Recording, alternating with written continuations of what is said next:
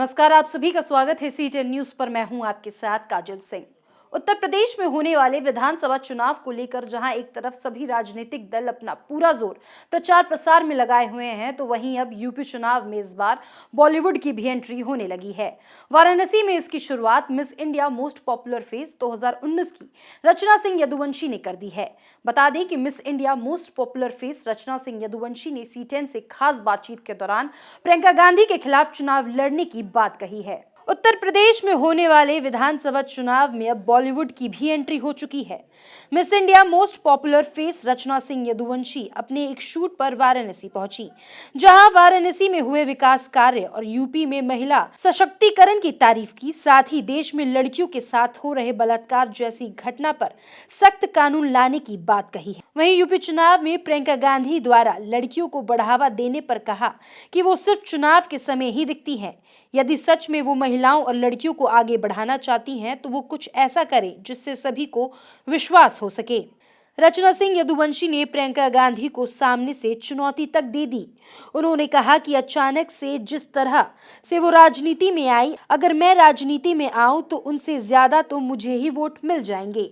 रचना सिंह ने चुनाव लड़ने पर कहा कि कई पार्टियों से उन्हें ऑफर आ रहे हैं। अगर मेरे चुनाव लड़ने से समाज का भला हो सकता है तो इस पर वो जरूर सोचेंगी। देखिए, राजनीति से कहीं ना कहीं मुझे ऑफर्स आ रहे अच्छे, और अगर सब कुछ ठीक लगा, मुझे अगर उचित लगा, उचित ऑफर्स रहे हैं और चीज़ें मेरे हिसाब से मुझे लगी कि मुझे उतरना चाहिए समाज सेवा में, तो मैं कोशिश करूँगी।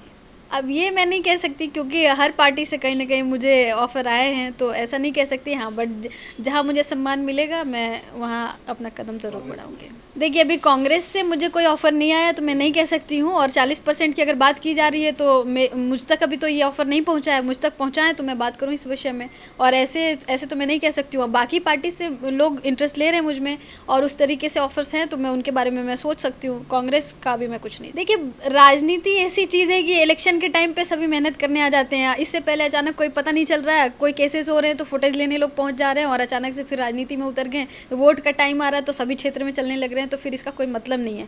ऐसे भी चलिए, जहाँ ज़रूरत है उसको भी पूरी कीजिए, और सिर्फ राजनीति के टाइम पे शक्ल दिखाने से राजनीति नहीं होती है। हाँ, जिस तरीके से वो लाइन कह रही है कि मैं लड़की हूँ, मैं अब महिला होने पर भी ऐतराज़ कर रही है। महिला हैं और महिला में अपने को स्त्री बताने के अलावा, वो औरत बताने के अलावा लड़की बता रही है इस उम्र में भी, तो फिर हमारा अस्तित्व क्या है? हम फिर लड़की नहीं है, फिर मैं अपने आप को क्या कहूँ?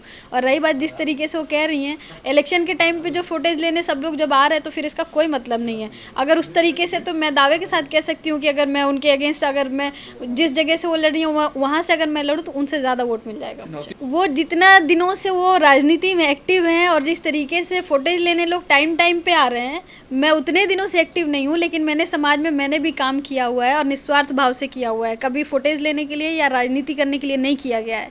तो फिर भी अगर उस तरीके से मैं आती हूँ तो मैं इसमें विश्वास के साथ कह सकती हूँ कि मुझे वोट उनसे ज़्यादा मिल सकता है। वहीं रचना सिंह यदुवंशी ने जिन्ना के सवाल पर कहा कि ये हिंदुस्तान अब्दुल कलाम जैसी शख्सियत की है, देशद्रोह की बात ना ही की जाए तो बेहतर होगा। मैं बाबा श्री काशी विश्वनाथ की भक्त हूँ। अयोध्या में भगवान राम का मंदिर बन रहा है, काशी में बाबा विश्वनाथ का मंदिर भव्य हो रहा है, तो ऐसे ही मथुरा में भी होना चाहिए। उत्तर प्रदेश में अगले साल की शुरुआत में विधानसभा चुनाव होने वाले हैं और सभी राजनीतिक पार्टियों ने कमर कसकर सियासी मैदान में आ गई है।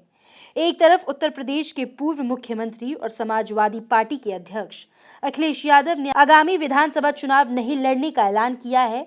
वहीं बीएसपी पार्टी की अध्यक्ष और यूपी की पूर्व सीएम मायावती ने साफ किया है कि बीएसपी किसी के साथ गठबंधन नहीं करेगी और अकेली ही यूपी विधानसभा चुनाव लड़ेगी। वहीं कांग्रेस की राष्ट्रीय महासचिव और यूपी प्रभारी प्रियंका गांधी की तरफ से अभी तक यूपी चुनाव लड़ने को लेकर कोई घोषणा नहीं की गई है। Bureau report, C10 news.